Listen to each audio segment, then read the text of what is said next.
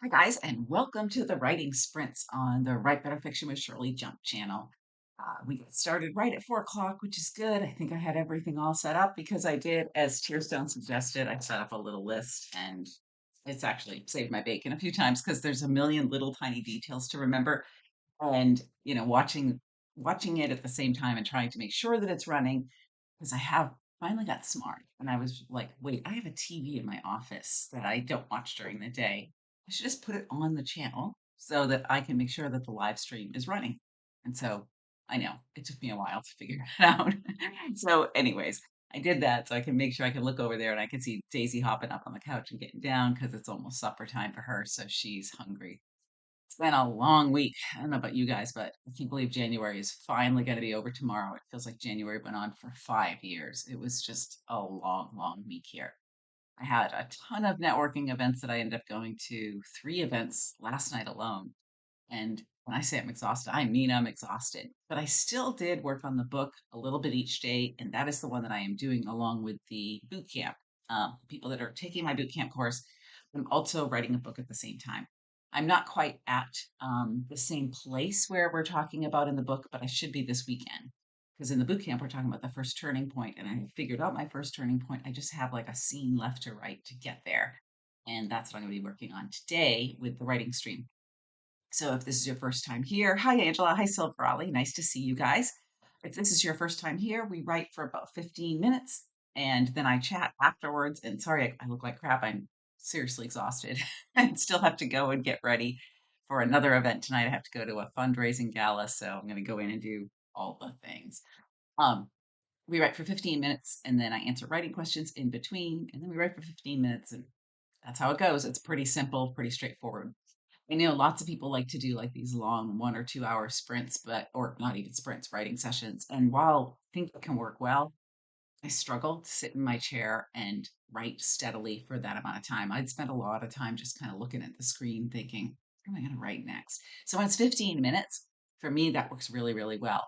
And I actually started doing that after my mother died. I had spent months flying back and forth from where I lived in Indiana to where my mother lived in Massachusetts to take care of her before she died. And my book contracts just stacked up because I missed all my deadlines. I missed 5 deadlines in the months that I was taking care of her. So I had a lot of books to write after she died. And I didn't want to miss the deadlines too much more because I really wanted to make sure that I, kept my place at the publishing house. Because when you work for a traditional publishing house, it's very easy to just drop off the radar if you don't produce a book for a while. And I was worried about making my editors mad, even though they did understand. But the biggest part for me was the emotional part of writing again because I was so overwhelmed, exhausted, and I was dealing with grief and I was dealing with a lot of emotions. And getting back to write was super hard. It really, really was. And so I have a friend, I don't know if you guys have read her before, but Susan Meyer is just a lovely person and a lovely writer. And she teaches writing as well. And she's very, very smart. And she said, just do it for 10 minutes. And so that's what I did. I set a timer and I just wrote for 10 minutes.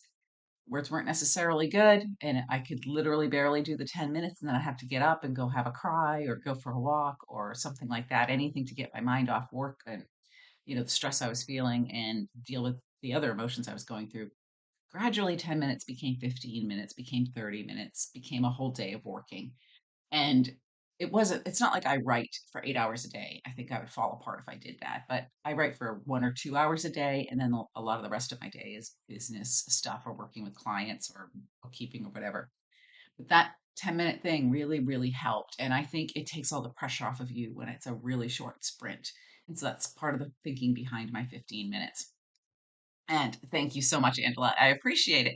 And yeah, I get it. The replay will always be there, so that's kind of cool.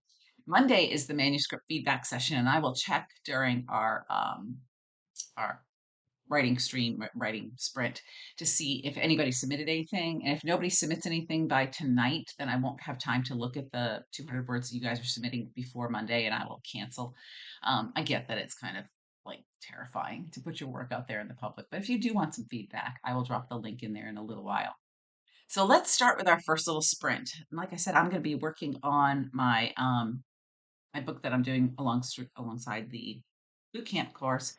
and we'll write for 15 minutes. I'll put on the timer and we'll go from there. I think my timer has to be restarted. Um, all right, let's do it.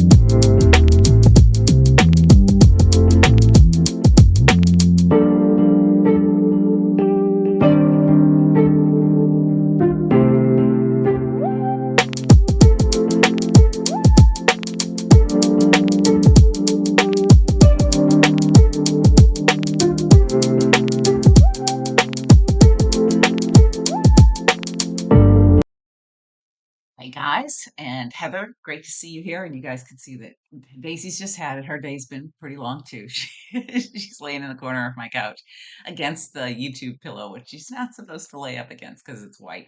But she gets away with it when I'm busy at the desk. She does it all the time during meetings, by the way. If I have a Zoom meeting and I'm sitting here at my desk, dog is back there just getting her catching a few Z's on pillows that she knows she's not normally out on. She has like a blanket on her side of the couch, which is outside of the camera frame, and that's where she's supposed to be. Great job, Silver Ollie, on the 143 words. And Carl, I did see your pages in there. I don't go in and check, or your 200 words in the manuscript feedback section. I don't always go in and check, but I did check during the writing sprint. So I saw it. And if anybody else wants to submit, get them in before midnight tonight so I have time to look at them before our manuscript feedback session. It's free feedback on 200 words of your manuscript, and you can find out whatever you need to know about it. People, a lot of times, that have a question like, is my plot coming through? Am I showing enough? Am I telling too much? Is the backstory in the right place here? I mean, it's a lot cheaper than paying for a consult with me because it's absolutely free. So definitely do that if you want to get some feedback. It's only 200 words, which seems like that's not even enough to get feedback. You would be surprised. Go back and watch the earlier manuscript feedback sessions if you don't believe me. When I teach a class, that's what I let people submit is like 150 words usually or 175. I'm being a little generous with the 200 here because I really want you guys to see how every single word in your book, every single solitary word. Hi, Martha. Good to see you. And yes, I get it. I've been in meetings all week.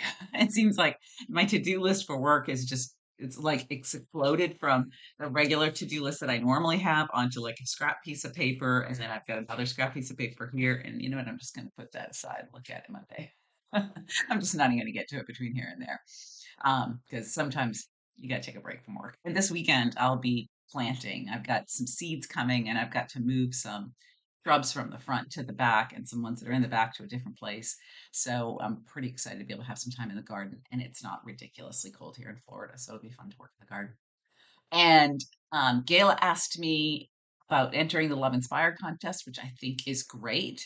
Are they asking for, I don't know what they're asking for, Gayla. Are they asking for a complete or just the first chapter or the first three chapters? I think your first book, because the new one is really brand new, so you haven't had the time to go back and layer it as much. I mean, I really liked the idea when I read that beginning.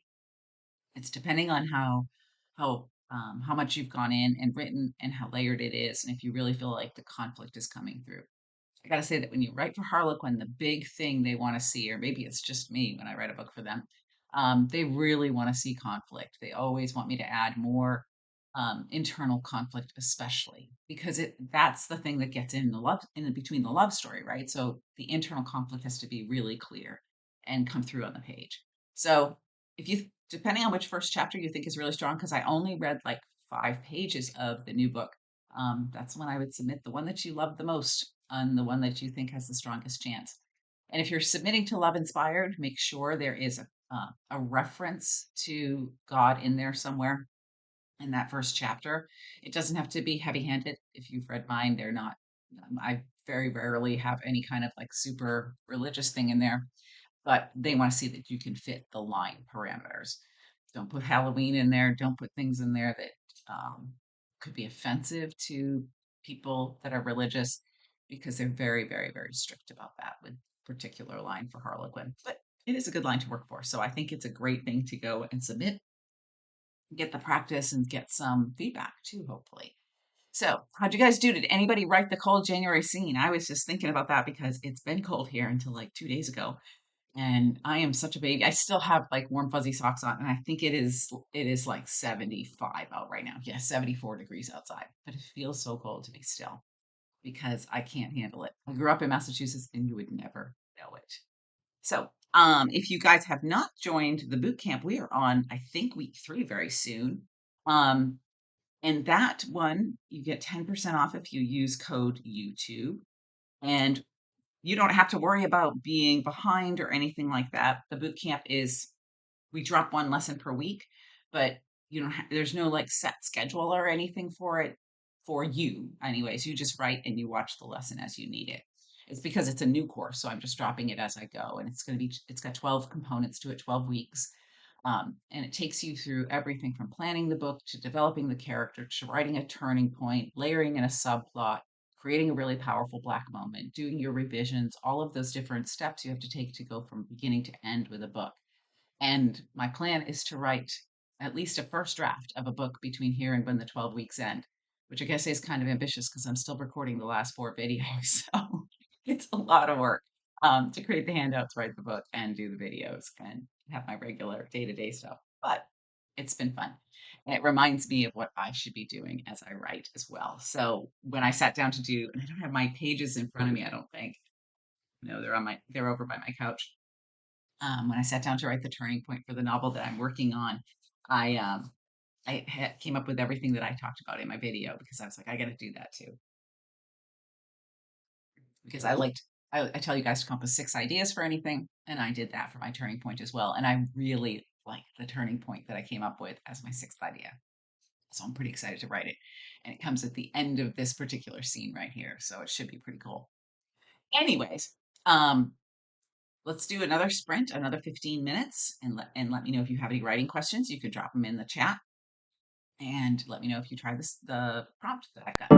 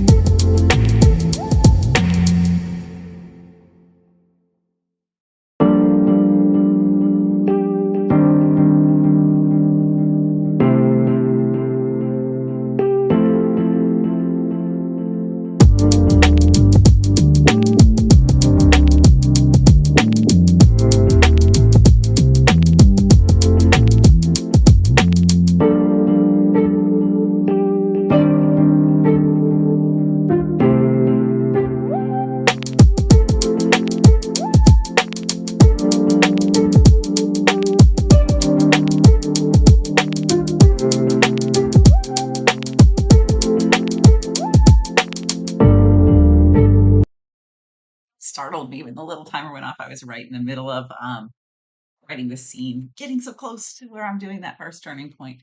I'm super excited about it. I end up having to move around the order of my chapters. I really liked the way that I had them, but they just weren't going to work for the turning point that I had. I was going to have to do a massive rewrite and figuring everything. So I realized it was easiest just to move the chapters. I'm going to have to rewrite my opening paragraphs a couple of times, but that's typical. I do that a lot. I have some kind of an opening and I know I'm going to fiddle with it and fiddle with it and fiddle with it until I'm happy with it. And so this one's not quite there yet, but it all comes together in layers. I've said this before on the channel. It's for me, it's like making a chili. You know, you just start off with the basics of the flavor and then you start adding and tweaking as it's cooking and stewing and you're thinking about it. And no two chili recipes that I make are exactly the same because I don't really follow a recipe. I just kind of go with what tastes good at that time. So great job, Silver Ollie, kicking out the words today. And nice that you guys are all here. And let me know if anybody did the prompt. I've done a lot of cold winter scenes in my books because I used to live in Massachusetts. That's where I grew up. That's why I talk too fast for all those people that complain about how fast I talk in my videos. Somebody complained about that this week, and I was like, girl, I grew up in Massachusetts. It is part of my DNA. You're lucky I slow down as much as I do when I'm doing the videos because normally it's just like, buh, buh, buh, buh, buh. My husband will call me a chatterbox because if I have a couple of glasses of wine, I talk even faster than I do right now. And everything in my brain moves fast like that too. I type really fast. Everything. It's like I'm in a constant rush hour here in my house. And I also lived in Indiana for 14 years. So I've spent a lot of time around winters, and I do like having a winter setting for certain kinds of books. I have a proposal that I started that's just sitting there waiting to see what happens with the other one that's floating around. And that one's set in winter in Massachusetts. Your H dude's wife is from Massachusetts. We live in Vermont. If you want to talk about cold, oh yes, that's very cold. This winter's been so insane. And I hate the cold. My daughter lives in Indiana still, and she wants me to come up and visit her. And I'm like, I just can't. Like, I physically cannot get up there between here and April because it's just too cold for me. They say, your blood thins or whatever when you move to Florida. I think you just get used to a certain temperature. And when I go back home to Massachusetts to visit my family, I literally am dying if it's under 70 degrees in the house. And most people in New England keep their heat down at like 68 in the winter because it is expensive to heat a house in winter in New England. And I'll be like walking around with double sweatshirts and and like fuzzy socks and my fur lined boots and because I'm dying in that cold. And here, I actually have an electric blanket that my husband gave me for Christmas because my feet get so cold in the wintertime. Even though it's not technically cold in our house, there's something about the dampness in the air here when it gets under 55 degrees that I need like a little extra layer. I know, I'm a total baby. 253 words, Christian Outlaw, South Dakota. Oh, yeah. So cold there as well. I have not been to either North or South Dakota, but I've seen no other reports for there. I did go to Wisconsin once in the middle of winter and will never make that mistake again. It was insane. It was really, really windy when I got off the plane. And it was one of those planes where you got off on the tarmac. They didn't have like the little jet bridge from the airplane to the airport. I literally thought I was gonna just like turn into an icicle. My favorite time up north in the wintertime was when I went to Ottawa, Canada, and I spoke to a writing group up there. And it was actually really, really pretty. It was cold, but it wasn't super cold that week. I was there in March, I think, and it had snowed. They had 6 feet of snow. And the person that was like the volunteer that was driving me back and forth to the airport and to dinner and everything, she had picked me up and my flight got delayed. And she's like, listen, I don't know if you think this might be weird or what, but I have a hot tub. And if you want to come and sit in a hot tub in the snow, you're welcome to come over to my house. And I was like, oh, yes, sign me up. And it was the coolest thing. We sat in this hot tub, snowflakes coming down, and it was the coolest thing ever. If I lived up north again, I would absolutely have to have a hot tub and do that.